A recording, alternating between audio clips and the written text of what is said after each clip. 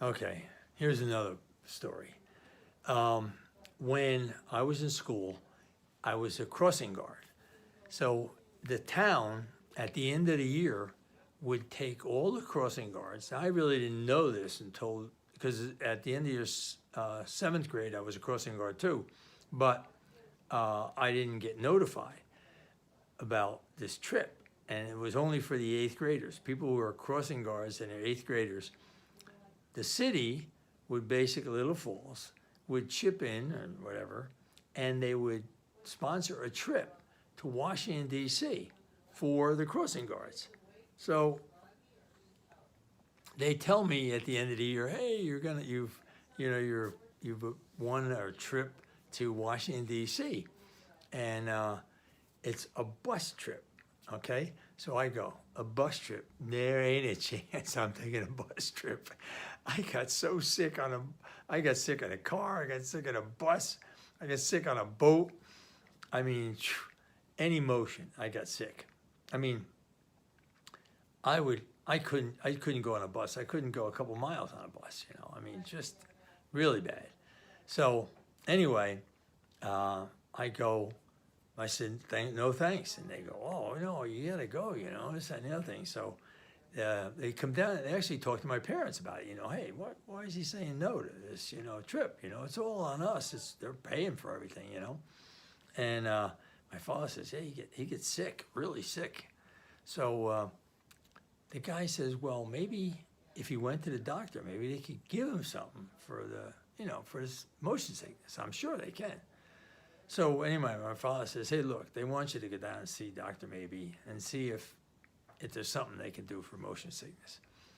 So I go, I'm not going to trust it. There's no way. So I go to Dr. Maybe. I just sit down and talk to him, And he says, yeah, they got this stuff, Dramamine. I'll write you a prescription. So he writes a prescription, right? And I told him, I said, yeah, but I may not go. I mean, I may still get sick. I'm going to try it out. So I get the Dramamine, and then I get enough change to get on and off the bus, so I can get back home. And I go and say, okay, I'm going to take a bus. And I was going to drive, I guess I got the 114. I have to go maybe at least 4 or 5 miles just to be absolutely sure I was not going to get sick. So I get on a bus. I take it, after I took the Dramamine, I take it, I go 4 or 5 miles. Hey, I'm okay. Hey, maybe I can go to this Washington, D.C. It was a big deal, Washington, D.C. And they laid it out. They had little excursions to everything down there, So I go, okay, I'll try it. So the day comes when we're supposed to go. I take my Dramamine pill, take the rest of the pills with me. And the pill was good for like maybe 4 hours, something like that, okay? But we were going to stop on the way down. We were going to go from New Jersey, obviously, down to Washington, D.C. We were going to stop like at Annapolis, which is not far from D.C., maybe a half hour or something like that. But anyway, we were going to stop there. So I go, we stopped at Annapolis, and we did a little tour of Annapolis, a little quick tour of Annapolis. And so I go, hey, we got lunch and stuff like that. And then I go back and say, I got to take another pill. So I go in the bathroom, I take out the pills. I take the pill, and I picked up the glass of water. But I don't know how the heck I did it, but I picked up the glass of water, and I had the bottle of pills in the same hand. Well, I hadn't put the top on the bottle of pills. I took the pill, I drink the water, and the rest of the pills come out right down the drain. I'm like, oh my God, I lost the pills. They went down the drain. So I had the one pill. So I got to D.C., but I'm saying now I'm stuck. I can't go anywhere in D.C. So the people in charge said, look, we'll go to the drugstore and we'll get you some more Dramamine. They go to the drugstore says, hey, it's a prescription. You can't, we can't give it. We can't give it to you. And in those days, it wasn't like I could call Dr. Maybe and he could call and get the prescription. They couldn't do it. I mean, I don't know how they would do it, but anyway, they couldn't do it. So they go, well, here's something over the counter. It's just as good as Dramamine. Not to me, it wasn't just as good. Okay, I trusted Dramamine. I didn't trust the other thing, but I took it anyway. So the next day, we're going to, I think we're going to like George Washington's house, okay? And we're going to tour the grounds and stuff like that, okay? We go down, we get in the bus. I'm on a bus, 10, 15 minutes. I'm sick. I'm hanging out the window. I'm sick as a dog. I have to stop the bus once, and I get out, throw up, get back on the bus. Oh, I'm dying, right? And nobody wants to be near me because they don't want to even hear me, you know. It's gonna make them sick. So we finally get down to Washington's place. I forget the name of it now. Jeez. Anyway, and everybody takes the tour except me.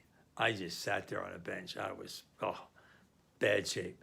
Now we got to come back to D.C. Oh, just, you know, the thought of coming back. I took another pill, but the thought of coming back, you know, geez, I'll walk. You know, it was about 30 miles. So anyway, I get on a bus, and we're coming back in, and when we're coming into D.C. now, it's busy. It's really like, I don't know, rush hour or not, but it's busy. And D.C. has these circles, all these circles. So the bus driver's in the middle of this circle, and he's trying to navigate around the circle. And I'm up there. I got, whoa, I'm banging on his back, on his shoulder, like, whoa, we're going to get over the bus, man. So he's trying to rush around. He finally gets over near actually, it was not the center, but there was a big flower bed there. Outside, he opens the door. I go rushing out, barf in the flower bed. And then he says, okay, get back in the bus. I go, no, I'm not getting back in the bus. Now I'm in D.C. I figure I can walk to the place. So literally, I started walking to where I thought the hotel was. And then finally, they pull up with a bus. And they say, you got to get back on the bus. You know, you're going the wrong way. You know, we were going, this, that, and the other thing. So I got back on the bus. I hung on until I get to the hotel. I'm sick as a dog. I get out. I had to stay outside. I couldn't even go in the hotel. I was so sick. So I finally, you know, they give me something to drink. I finally get something in my stomach a little bit, you know. I'm finally reasonable shape. And the next day, it was like a walking tour or something like that. It wasn't. We went someplace where I could walk, like the White House or something like that. So anyway, I got through the second day. And then that night, they said, hey, we're going to go to this mock battle, you know, and it'll be fun and interesting, you know. So I go, hey, mock battle sounds good to me, you know, but where is it? So the mock battle was, again, if it was a bus ride, it was a couple blocks. It wasn't anything. So it was okay. So I can make it to the place, right? It's an armory. We get in this big armory, and the mock battle is not like watching some makeup of the Revolutionary War or something like that. This was actually like American soldiers, how they would fight or whatever in any war, and how they would move and stuff like that. Well, we're sitting there, and they start firing these blanks, but it's blasting. I mean, the noise was unbelievable. The noise was unbelievable. And me, I'm on the edge anyway. Now I'm like, oh my God. I mean, the sound went right through my stomach, you know. And now I'm staggering out in the outside, and they don't want me outside. It's nighttime, you know. I'm like, I got to get out of here, man. I got to get out. I was in the bathroom throwing up. Now I got to get outside and get some fresh air. But so I suffer through. I finally get home. Now get this. I finally get back to the hotel that night. The next day we go someplace as a walking tour, okay? Then the next day we're leaving. We're going back. Now I got to get on a bus, and I got to go like 5 hours. Oh, I mean, I had no choice. I had to get on a bus. I was hanging out the window. I was I was dying the whole trip back.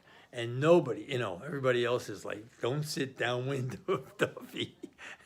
You got to be in the back of the bus, man. If I'm going to throw up, it's going to go hit some car. It's not going to hit anybody in the bus. Oh, it was by far the worst trip I ever took in my life. The worst trip ever.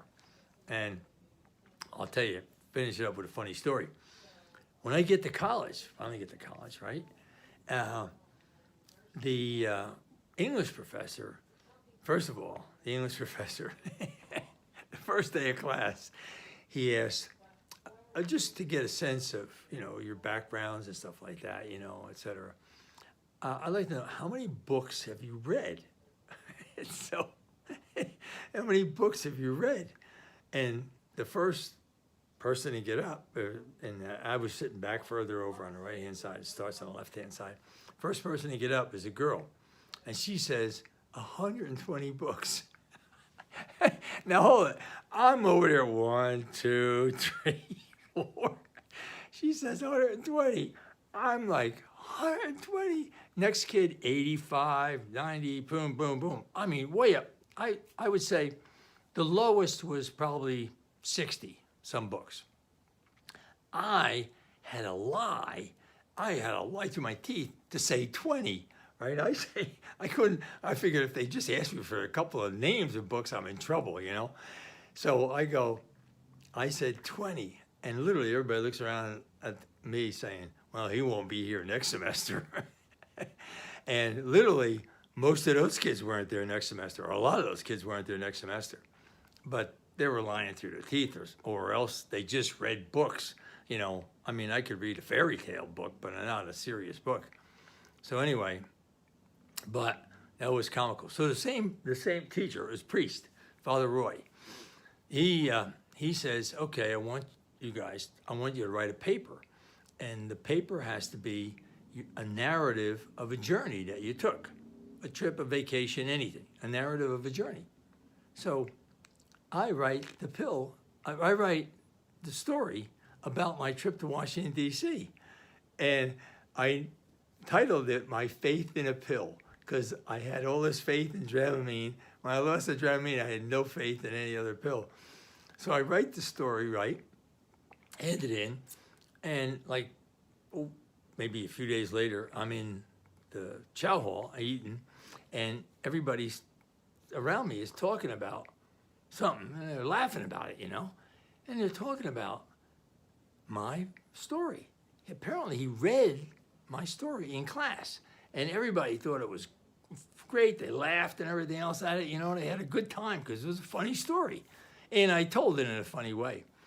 So I'm sitting there saying, wow, man, you took my first paper. Oh, I'm gonna get an A or a B maybe at the worst. I get in, I get the paper, I look it up, C+. C+. I went up to see him after it, really. I said, hey, he read it in our class too, right? So everybody enjoyed the thing, everybody was laughing about it and stuff. So everybody enjoyed it. He enjoyed it enough to read, so he said, oh yeah, I thought it was one of the funniest, papers I'd read. It was really enjoyable, this, that, and the other thing. I said, well, how come I have a C+? And he said, well, you use too many colloquial terms. And I would like slang kind of terms, colloquial. That's a big word for slang. But when you write a story, it's, now today, honestly, I think they'd mark that paper totally different today than they did then. But anyway, I got a C+ after a paper that got read in every section in his English class.